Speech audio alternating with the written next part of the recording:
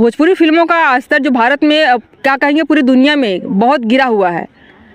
कौन फिर हम बात वही करेंगे, जहाँ भी मुनाफा, जहाँ से भी पैसा मिलेगा। अगर वो राजनीतिक कैरियर के हिसाब से भी बात करते तो ऐसा नहीं करते, लेकिन उनका कैरियर फिल्म में था और फिल्म के बाद शौकिया वो आ गए और फिल्मों के डायलॉग जो उन्होंने अच्छी अच्छी फिल्में बनाया है। भैंस चराने पे आपको हंसी क्यों आई?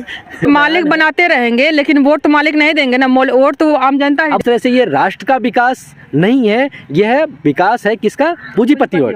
यहाँ के सांसद महोदय ने जिस तरह से मनबड़ या क्या क्या बयान दिया वो अपने आप में बिल्कुल निंदनीय है और गुंडाई की भाषा है। हकीकत ये है जिनकी जमीन छीनी गई है वो पूर्वांचल एक्सप्रेसवे पे चढ़ने के काबिल नहीं है। विकास को एक तरफ कुछ लोग बोल रहे हैं कि आप लोग बाधा बन रहे हैं, कुछ लोग कह रहे हैं कि ठीक है किसानों के हक के लिए आवाज उठानी चाहिए। इसमें बीच का रास्ता क्या होगा? मतलब दोनों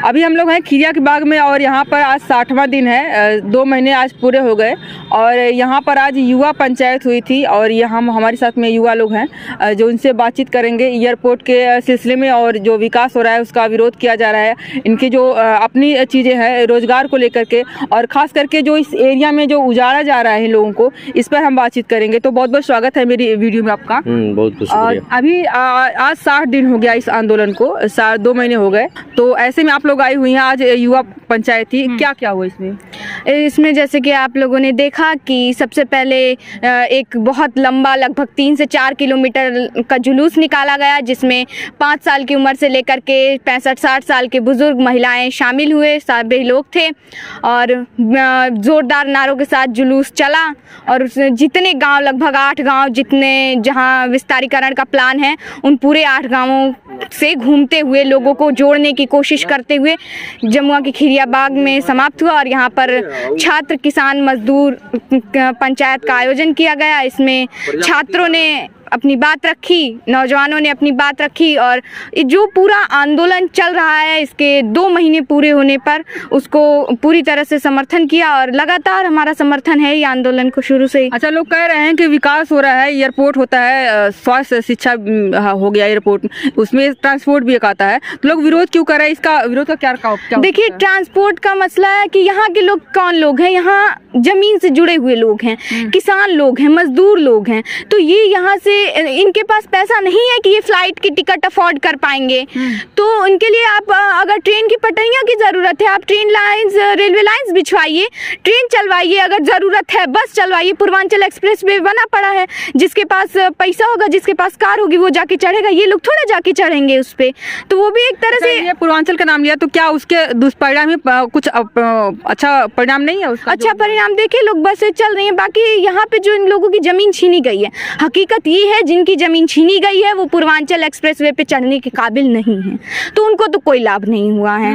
तो जिसकी जमीन छीनी जा रही उसी को लाभ ना है तो कैसा लाभ भैया? अच्छा, ये आज योग्य नहीं है तो योग्यता कैसे बढ़ेगी? मतलब कि उसके लिए क्या करना चाहिए सरकार को या फिर आम लोगों को जो है? देखिए, विकास की परिभाषा सीधी परिभाषा है, शिक्षा, स्वास्थ्य और रोजगार उपलब्ध होना चाहिए। शिक्षा और स्वास्थ्य के क्षेत्र में एकदम लगातार गिरावट आई है, NEP को देख सकते हैं, और स्वास्थ्य का लगातार प्राइवेटाइजेशन हुआ है, लगातार निजीकरण हुआ है और जो आम जनता है उससे इन सारी सुविधाओं को छीन लिया गया, उनके पास नहीं है। क्या अभी स्वास्थ्य शिक्षा की बात हो रही थी, आज 60 दिन हो गए इस आंदोलन को, तो ऐसे आप लोग युवा है, क्या कर्तव्य बनता है कि मतलब कि विकास को एक तरफ कुछ लोग बोल रहे हैं कि आप लोग बाधा बन रहे हैं, कुछ लोग कह रहे हैं कि ठीक है किसानों के हक के लिए आवाज़ उठानी चाहिए। इसमें बीच का रास्ता क्या होगा? मतलब दोनों को जवाब मिले, किसानों का भी। देखिए, आज ये ज़मीन मकान बचाओ संयुक्त मोर्चा की तरफ से ये आंदोलन चल रहा है, आज 60वां दिन हो गया है और सबसे पहले तो 60 दिन के जो आंदोलन कोई मजाक बात नहीं है। 60 दिन अपना काम धंधा छोड़कर,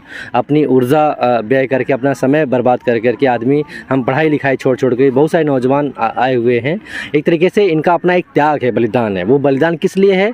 ये बलिदान की मांग ये अपने मन से नहीं कर रहे हैं। सरकार ने ज़बरदस्ती 12-13 अक्टूबर की रात में किस तरीके से आकर उनका उत्पीड़न किया, उन्होंने किस तरीके से आकर उन्होंने रात को अंधेरे में किस तरीके से उत्पीड़न किया, महिलाओं ने बताया, आपके सबके पास खबर है। अब जो सवाल उठ रहा है लगातार, जो पहले तो यहाँ के जो आका लोग हैं या प्रशासन के लोग हैं या आए दिन जो यहाँ के सांसद महोदय ने जिस तरह से मनबड़ या क्या क्या बयान दिया वो अपने आप में बिल्कुल निंदनीय है और गुंडाई की भाषा है। इसका पूरे आजमगढ़ के लोगों ने कोई भी सांसद इस तरह का अपने क्षेत्र के लोगों के लिए शब्द का प्रयोग नहीं कर सकता। बिल्कुल, ये विशेष तौर पर टारगेटेड यहाँ के आंदोलनकारी ही थे हाँ। कि हम घुटना तोड़ देंगे, वो जेल में डाल देंगे या मर्डर कर देंगे। इस तरीके की भाषा थी। ये सीधे लखीमपुर खीरी में जो अजय मिश्रा टेनी ने जो भाषा का इस्तेमाल किया था, जिस तरीके से 4 किसानों को और एक पत्रकार को मारा था, उसमें आज तक भी उसमें उसकी गिरफ्तारी नहीं हुई है। इस तरीके से ये पूरे आंदोलन का एक कनेक्शन है। अब जो मामला आ रहा है, आपका जो सवाल है कि विकास बनाम विनाश का जो सवाल है, सरकार कह रही हम तो विकास कर रहे हैं ना, तो अब है विकास के पैमाने में जो साफ है कि आम जनता का जो विकास है उसको क्या चाहिए, खाने के लिए खाना चाहिए, 2 वक्त की रोटी चाहिए अच्छा खासा, और उनके बच्चों को पढ़ने के लिए स्कूल कॉलेज चाहिए, उनके इलाज की सुविधा हो तो उनके लिए हॉस्पिटल चाहिए, और वो जहाँ जाना चाहते हैं उनका जो भी अफोर्डेबल हो तो वो उनके लिए यातायात का प्रबंध है। जो आप ट्रांसपोर्ट की बात कर रही हैं, बहुत सारे ऐसे देशों का आप जो कल्पना या उनका आप कंपेयर करेंगे तो बहुत सारे ऐसे देश हैं जिन्होंने तो अपने यहाँ तो ट्रांसपोर्ट सिस्टम ही पूरी तरह पब्लिक कर दिया है, प्राइवेट नहीं है वहाँ। लेकिन भारत तो टोटल, और जो सरकारी है भी है उसको भी आप प्राइवेट कर रहे हो। इस देश का सरकार के पास अपना कोई एरोप्लेन है नहीं, पूरे देश के एयरपोर्टों को अडानी को सौंपे जा रहे हैं। इसलिए इनका यहाँ के लोगों का शक है, पूरा सही भी है कि इस एयरपोर्ट के नाम पर जो पूरे जमीन को कब्जा करेंगे वो अडानी को दे देंगे। इस तरह से ये राष्ट्र का विकास नहीं है, यह विकास है किसका, पूंजीपतियों। इसलिए विकास में भी दो मामले हैं। ये मजदूरों किसानों का विकास नहीं है, ये अडानी अंबानी जैसे पूंजीपतियों का विकास है।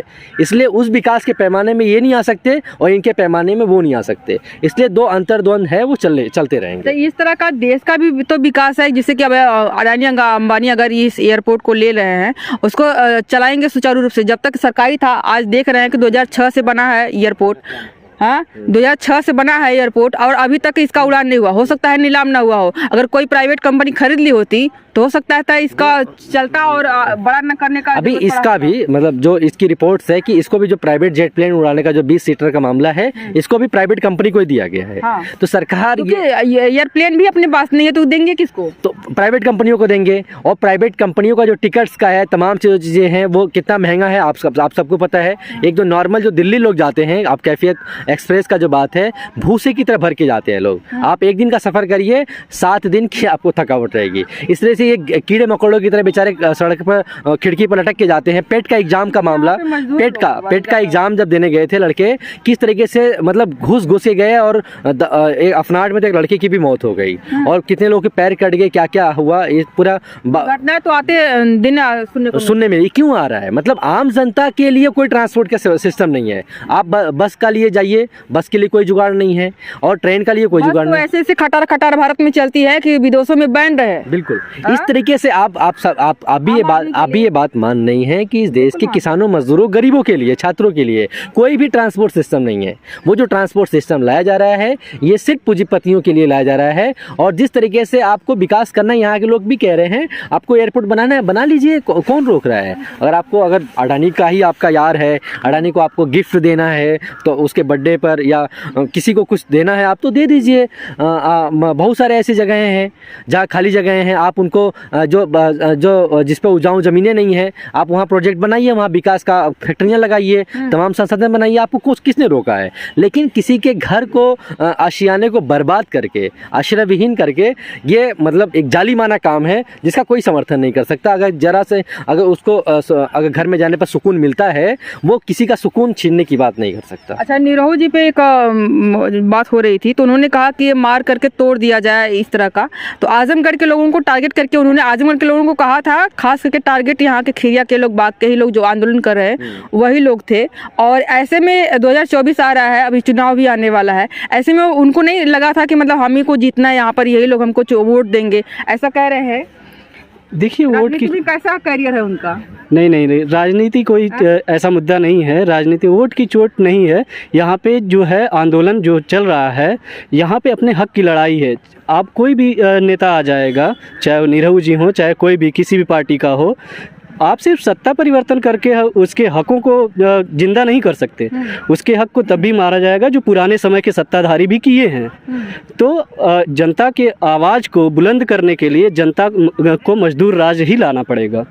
तभी ये पूरी इस सिस्टम मामले को में जो आप कहना चाह रही हैं, जिसमें सांसद का जो बयान है कैरियर, वो अपने कैरियर अपने मालिक से पूछते रहेंगे, उनके मालिक बनाते रहेंगे उनका कैरियर।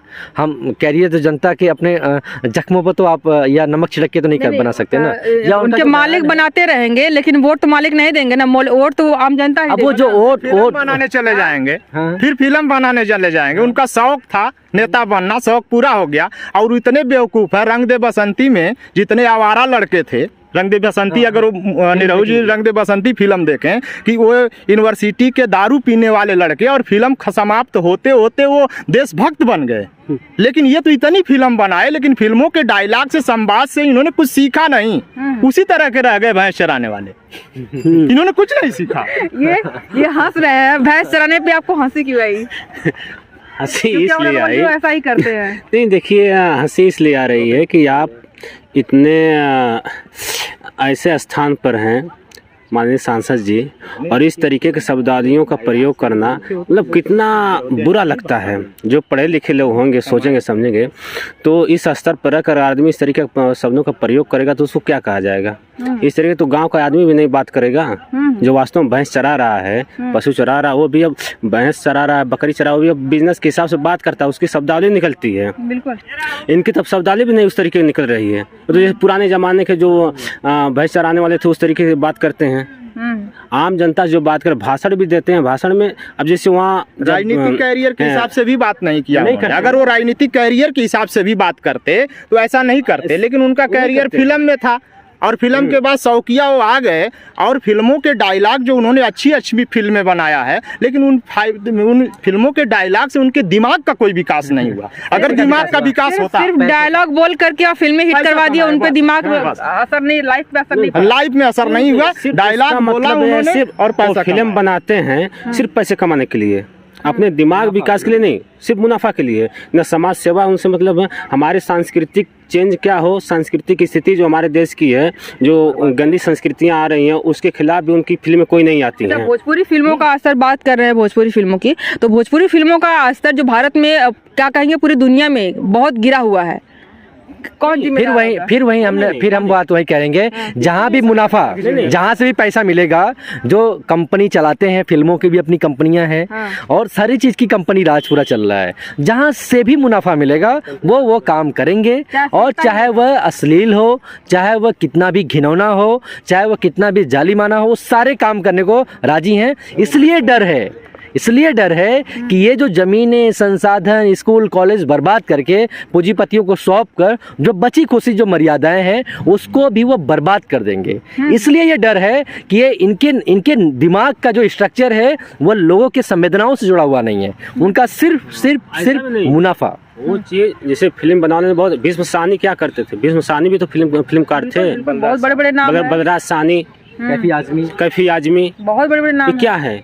ये लोग तो भी फिल्म बनाए, ये भी संस्कृति से जुड़े थे, ये भी लोग गाने गीत गाने थे। फिल्म बनाए तो वो चलेंगी, अच्छी फिल्में बनी है, और टिकट नहीं मिलता था, ब्लैक टिकट होता था। मामला इन फिल्मों के पीछे ये है कि जनता के दिमाग को भूसा बनाना है। ये फिल्में जो अगर बना रहे हैं तो उस तरह जैसे इस तरह के जनता के दिमाग को उस तरह खत्म करने का शासक वर्ग की रणनीति है कि यहाँ के पूरे युवाओं के दिमाग को विकृत कर दिया जाए कि वो अपने बारे में, जनता के बारे की बात ही छोड़ दीजिए, वो खुद अपने बारे में, अपने भविष्य के बारे में की सोच ही न हो, इतना दिमाग बेकार कर दिया जाए। अच्छा, उस तरीके के गाने, उस तरीके की फिल्में, उस तरीके के डायलॉग ये कहना चाह रहे हैं कि जो आज के समय में जो समाज में क्राइम फैला हुआ है, कहीं न कहीं फिल्मों का ही देना है ना?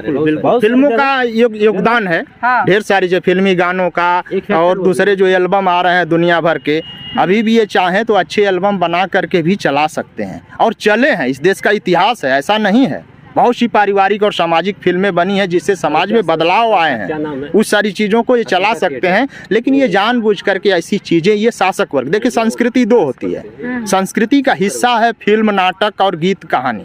शासक वर्ग, इस देश का पूंजीपति वर्ग जो चाहता है, वह चाहता है कि इस देश की सांस्कृतिक जो चेतना है लोगों की, जो दिमाग से जुड़ी है, उसको नष्ट भ्रष्ट कर दिया जाए। इसलिए बनाई है ना, सेंसर बोर्ड बनाई है ना, the legend of Bhagat Singh जब फिल्म बनी, उस पर जो कि उसमें सेंसर बोर्ड ने रोक लगा दिया, पास नहीं करना। बहुत सारी सीनें काटे दी गई। अजय देवगन से बार बार पूछा गया कि आप यही डायलॉग क्यों बोल रहे हैं, यही डायलॉग उन्होंने कहा कि भगत सिंह की सारी किताबों में, उनके लेखों में ये सारी चीज़ लिखी हुई है।